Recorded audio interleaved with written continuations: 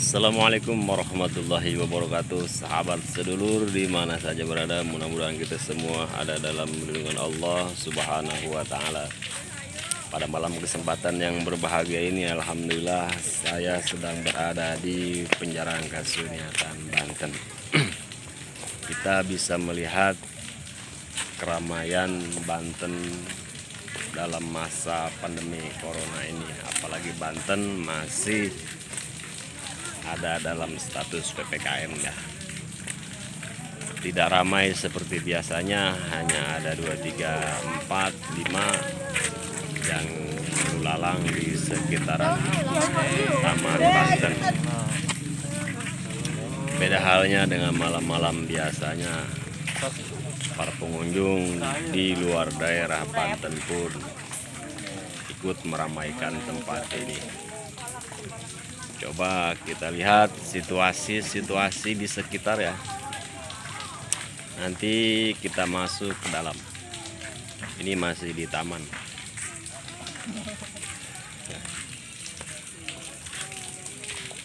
Nah, ini adalah situasi terkini Penjarahan Banten hari Rabu. Tanggal berapa sekarang ya? Malam Kamis ya.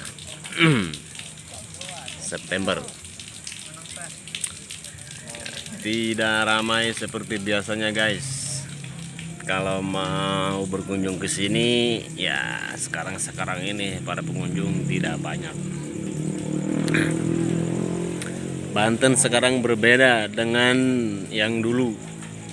Sekarang sudah ditata rapi oleh pemerintahan Gubernur Banten.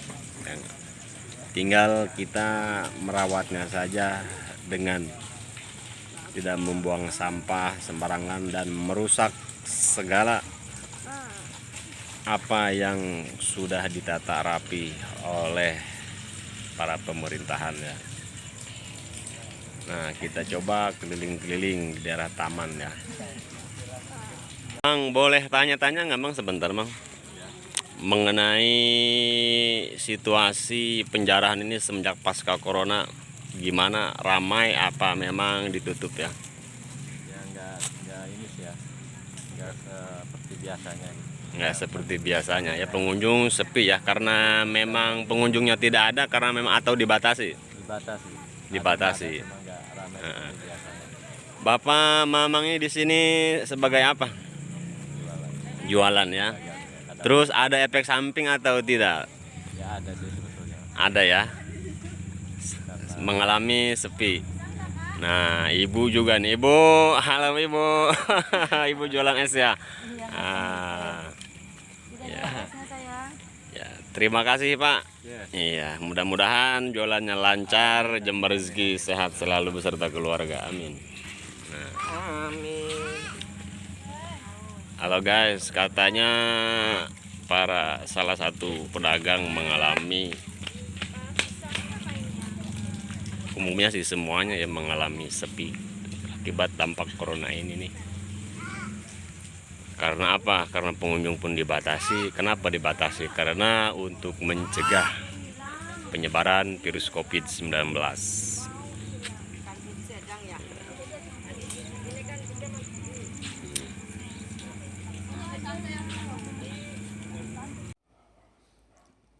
Sambil kita keliling-keliling, sepintas saya akan menceritakan sejarah Banten yang dari masa ke masa. Banten lama ya begitulah sebutan yang sering disematkan pada wilayah yang dulunya merupakan pusat pemerintahan Kesultanan Islam Banten ini. Wilayah ini berada di Kecamatan Kesemen, Serang, Provinsi Banten, kurang lebih sekitar 10 km dari alun-alun kota Serang. Mungkin semua sudah tidak asing lagi dengan penjarahan satu ini. Di era Kesultanan Islam Banten, wilayah ini merupakan salah satu wilayah paling ramai, sibuk dan tersohor bahkan hingga keluar Nusantara. Dengan lokasinya yang strategis di Selat Sunda, wilayah ini tak hanya menjadi pusat pemerintahan, tetapi juga salah satu pusat perdagangan utama di Nusantara. Para saudagar yang konon katanya yang datang ke Banten lama ini berasal dari berbagai negeri seperti Tiongkok, Belanda, Denmark, Inggris, Spanyol, Portugal, dan lain sebagainya. Bahkan Timur Tengah pun terlibat dalam jual beli di Banten ini. Dengan status gandanya sebagai pusat pemerintahan Banten dan salah satu pusat perdagangan internasional, Banten lama katanya sih di era dulu praktis menjadi lokasi interaksi sejumlah budaya, peradaban dari berbagai belahan dunia. Peradaban Banten secara tak langsung diuntungkan oleh interaksi dari berbagai penjuru dunia. Pemirsa sedulur bisa lihat situasi kini dan dulu sangatlah jauh berbeda dari masa ke masa. Sekilas Banten di masa lalu perlu kita ketahui menurut para pakar sejarah ternama asal Prancis Claude Guibert, peradaban Banten di masa lalu mendapatkan pengaruh dari bangsa-bangsa asing seperti bangsa Arab, bangsa Tiongkok, bangsa India, dan bangsa Eropa. Bangsa-bangsa asing itu memberikan kontribusi banyak di bidang ilmu pengetahuan, teknologi, seni, budaya, dan lain sebagainya terhadap masyarakat Banten pada saat itu. Sehingga tidak heran jika masyarakat Banten waktu itu merupakan salah satu masyarakat yang relatif maju peradaban di Nusantara. Di bidang ilmu pengetahuan salah satunya, kita dapat menyaksikan pengaruh tersebut diantaranya dalam ilmu-ilmu agama dan filsafat dan ilmu lain sebagainya. Para pedagang dari negeri-negeri Arab berjasa menyumbang kemajuan di bidang ini. Pengaruh ini pun didapatkan melalui para ulama dan cendekiawan asal Banten yang kembali ke Banten usai menuntut ilmu dari negeri-negeri Arab. Tak hanya itu, Banten juga di bidang teknologi, dalam sektor budaya,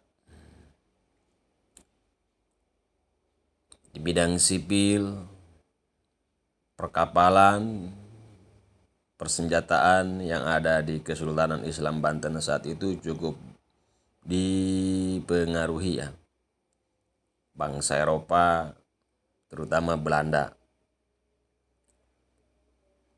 Hal ini dapat kita saksikan diantaranya pada konstruksi Menara Banten yang akan nanti kita lihat di depan. Nih, kita mau masuk ya.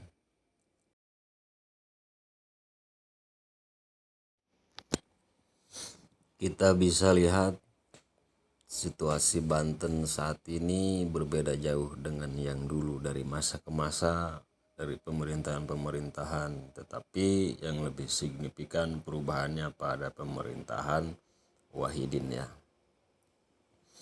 Berbeda dengan dulu dan sekarang, Banten lama mengalami transformasi cukup signifikan terutama semenjak kepemimpinan Gubernur Wahidin Halim. Wahidin Halim yang sebelumnya membawa kota Tangerang menjadi salah satu kota paling maju di Indonesia, paham betul apa yang harus dilakukan terhadap warisan budaya dan sejarah bernama Banten lama itu. Ini adalah situasi kondisi lokasi penjarahan yang bisa kita lihat bersama-sama. Berbeda jauh dengan yang dulu dan sekarang. Bahkan kini siapapun yang datang ke Banten lama akan mendapatkan kesan positif dan sangat menyenangkan. Bisa untuk berziarah, bisa untuk berlibur, dan lain sebagainya. Banten lama kini terkelola dengan baik, bersih dan rapi. Tugas kita adalah menjaga apa yang telah diberikan oleh para pemimpin kita untuk mengikuti perintah apa yang telah dianjurkan kepada pengunjung, terutama menjaga kebersihan, tertib, dan lain sebagainya. Perkembangan positif ini tentu menjadi magnet ya bagi para wisata Provinsi Banten. Sekarang masyarakat Banten pun dapat dengan bangga menyebut nama Banten Lama sebagai tempat favorit mereka. Ya, termasuk pun saya juga sebagai warga asli Banten. Para wisatawan yang berasal dari luar Banten pun kini jumlahnya terus bertambah seiring dengan menyebarnya berita tentang keadaan Banten Lama yang telah ditransformasi begitu luar biasa belakangan ini. Hal ini tentunya memberikan keuntungan tak hanya bagi sektor pariwisata namun juga sektor-sektor lainnya seperti ekonomi dan pembangunan. Namun pada kesempatan kali ini Banten tidak seperti biasanya karena masih dalam keadaan pandemi corona ya. Mudah-mudahan secepat mungkin Allah Subhanahu wa taala mengangkat penyakit atau wabah ini dari negeri tercinta khususnya di bumi pertiwi. Kita bisa lihat keindahan-keindahan Banten pada malam hari, lantai dibalut dengan marmer. Cukuplah indah. Bila sedulur main ke Banten diperkenankan ya untuk mampir, beristirahat, menyejukkan hati dan lain sebagainya.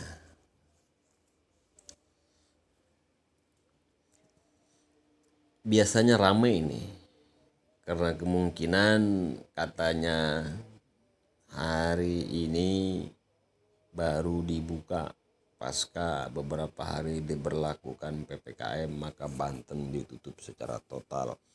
Tujuannya untuk menghindari penyebaran virus COVID-19.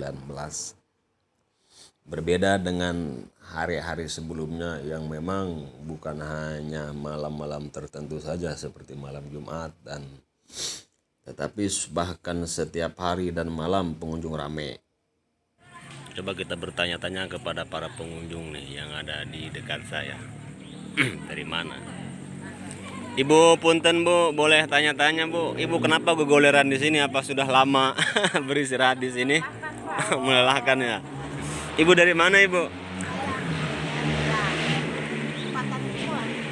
Tangerang ya, Tangerang. Di sini bersama keluarga apa jamaah pengajian? Keluarga ya. Nah, ini ada salah satu pengunjung yang ada di daerah Sepatan, Tangerang. Nah, udah gogoletakan, udah kelelahan kayaknya nih.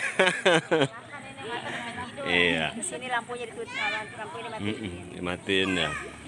Ini kunjungan yang pertama apa udah beberapa kali semenjak pasca corona, Bu? udah dua kali.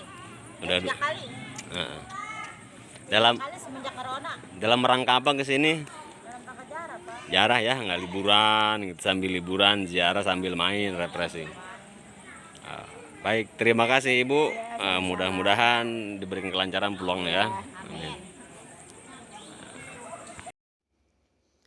Ini adalah area Masjid Agung Banten khas dengan menaranya nih. Coba kita lihat menaranya. Beneran saya berada di pintu masuk menara. Masjid yang dikenali dari bentuk menaranya yang sangat mirip dengan sebuah bangunan mercusuar. Ini dibangun kali pertama pada tahun 1556 oleh Sultan Maulana Hasanuddin Banten. Sultan pertama dari Kesultanan Banten, putra pertama dari Sunan Gunung Jati. Konon katanya Masjid Agung Banten terletak di Desa Banten Lama, tepatnya di Desa Banten, sekitar 10 km yang sudah saya sebutkan di awal. Ada banyak beberapa versi tentang sejarah menara ini. Bisa kita lihat tadi serambi utama masjid dihiasi dengan tiang-tiang penyangga yang secara keseluruhan berjumlah 24 buah. Sedangkan serambi di sisi kiri masjid terdapat kompleks makam sultan dan keluarga kerajaan yaitu makam Sultan Maulana Hasanuddin Banten beserta istrinya Sultan Abu Nasir Abdul Qohar. Dan sementara di sisi utara bisa kita lihat terdapat makam Sultan Maulana Hasanuddin Banten. Bagian dalam masjid ini berbentuk bujur sangkar dengan tiang-tiang yang disebut saka guru sebagai penyangga. Ya, mungkin sekian informasi dari saya yang bisa saya sampaikan. Tidak begitu detail. Untuk lebih jelasnya bagaimana situasi kondisi yang aslinya, mending kita mampir langsung ke sini.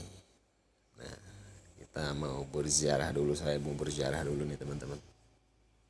Ya. Sampai ketemu di episode sebelumnya. Jangan lupa setelah menonton video ini, like, komen, dan subscribe kalau tidak keberatan. Di-share khususnya pada warga Banten agar apa? Agar mereka yang di luar Banten pun bisa menikmati indahnya berkunjung ke Masjid Banten. Ini berbeda sekali ya dengan zaman dulu sebelum dirubah, lebih rapi, lebih tertata dengan baik. Pedagang-pedagangnya pun dibenahi, berbeda dengan dulu. Sangat pebulit sekali. Tempat ini juga tempat wudhunya mulai rapi.